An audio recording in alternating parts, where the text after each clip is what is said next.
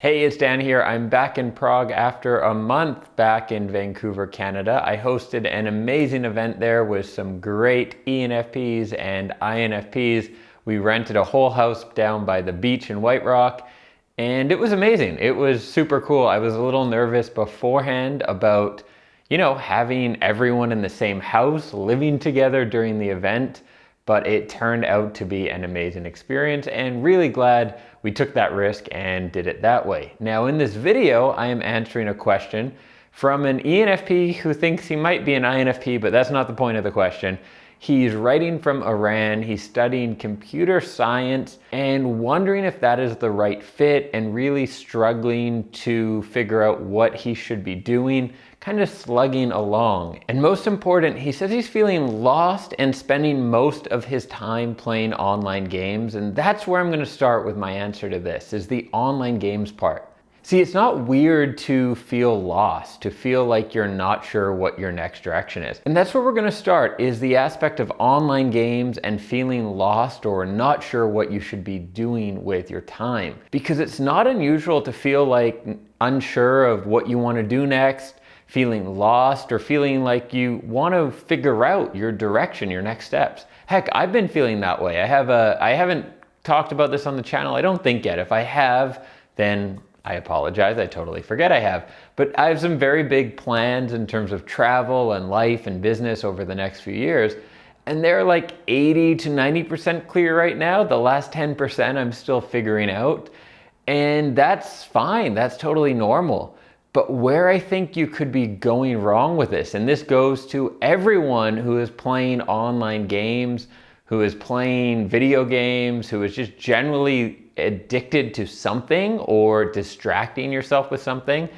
And listen, you're hearing this from someone who probably played 5,000 hours of Starcraft during high school, okay?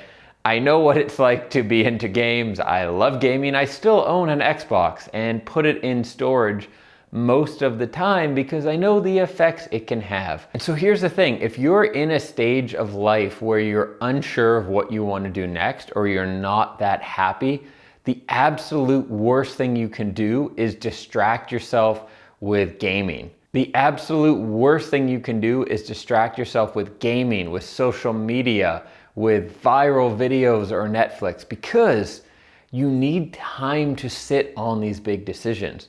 There's a reason when you read old books, people talk about going for long walks, going on trips, doing things to find themselves. It takes a long period of uninterrupted time, and that's the important part, that it has to be uninterrupted, right?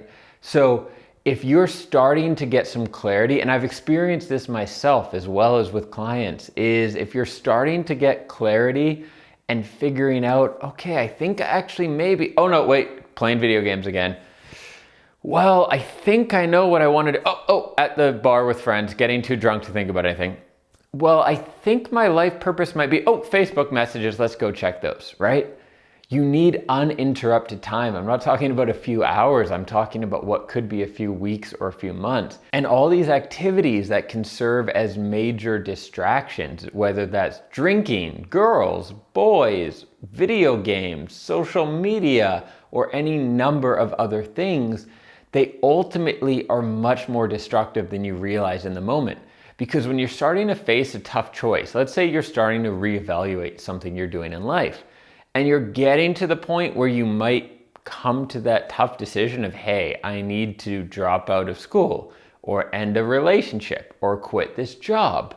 The types of big decisions that ENFPs and INFPs tend to put off, tend to be afraid of, because we don't love conflict and we don't love disappointing people. Let's say you're starting to get close to that level of clarity where you know, forget it, I don't care how tough it is, I'm going to make this choice.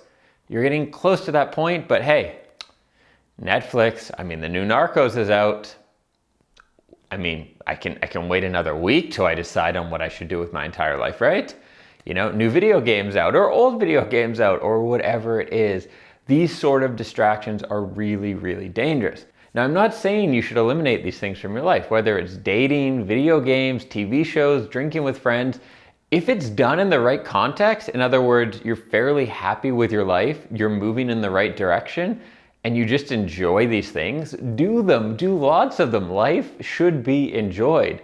What I'm saying is, if you're unsure what you're doing with your life, if you feel lost or you're in a really bad spot, that's actually the time where you need to go cold turkey on the distractions and really face up with what's going on.